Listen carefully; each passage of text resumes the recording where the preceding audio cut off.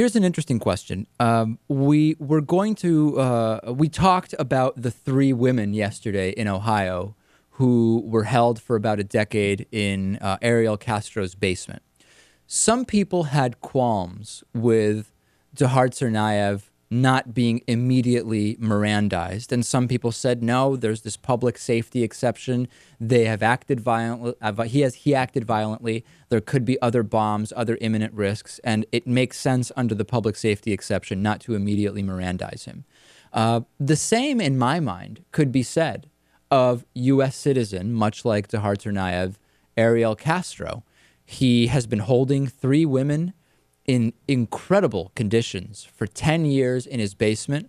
There could be other women. If they're being held elsewhere, his arrest may prevent him from getting to them and potentially providing food or water. They may be at risk of death. And that same public safety exception could be made. However, he was Mirandized immediately. What separates U.S. citizen Dzhokhar Tsarnaev and U.S. citizen Ariel Castro in how and when they received Miranda rights? Louis, is there any difference? The difference is that when there's a terrorist bombing, that is immediately associated with different groups, different organizations. Foreigners? Is that an element? In a lot of cases, yeah. But, I mean, you want to capture this person, and you want to learn everything you can about who they're affiliated with, who they're working with, and who else might be in on this, who else might be carrying something out right now. But from the point of view of not Mirandizing, all of what you just mentioned has to fall under the public safety exception, the possibility of imminence of some further loss of life. Right. Couldn't the same argument be made about Ariel Castro, given what he was capable of over a 10-year period? And then, therefore, why not Mirandize both immediately or not Mirandize both immediately? Because they're totally different cases. Yeah. I think it's a matter of scale, location, and threat level. In this case, I just, I don't think anyone would think, how big is this thing? Who could die right now as a result of this man being arrested? I mean, I don't know. Those just aren't really questions that would go through your head. I don't know that I'm convinced. Hold on a second. Yeah, we're not privy to what law enforcement knew in both of these cases when they caught the person, when they finally arrested him.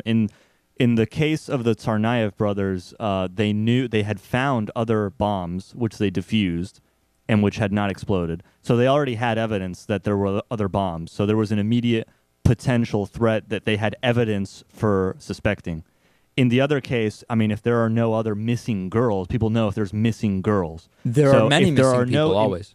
Yeah, but it's unlikely that a man is going to have a girl in some other random location, and if he did, now that they have him, he's not going to be able to do anything about it. So it seems like they probably had evidence to go on to determine whether there was a public safety exception to use. So basically your explanation is you're just giving the police the benefit of the doubt. You're sure that in both cases the police just did the right thing, and if Mirandizing right away was the right thing. Well, you make it sound like I'm just simply trusting them. All I'm saying is that even with the limited amount of knowledge that we have of what they knew, these cases are completely different. In the first case, we actually knew that there were unexploded bombs. Okay. I wouldn't say what they did was correct or incorrect. I just commenting on it as a whole. Saying that they are different cases. Yeah. All right. What do you think about that? Send me your thoughts. DavidPakman.com. Click on Contact Us. Send us an email.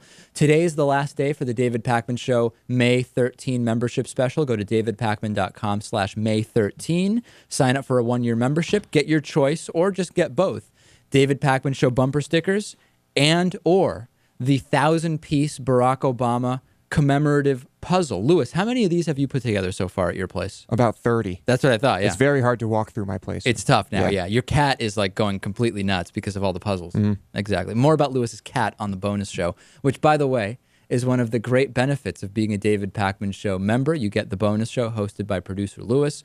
Go to davidpakman.com/May13 for this membership special. Ends today. Or davidpakman.com/membership to check out all the options. We'll take a break and be back with more after this.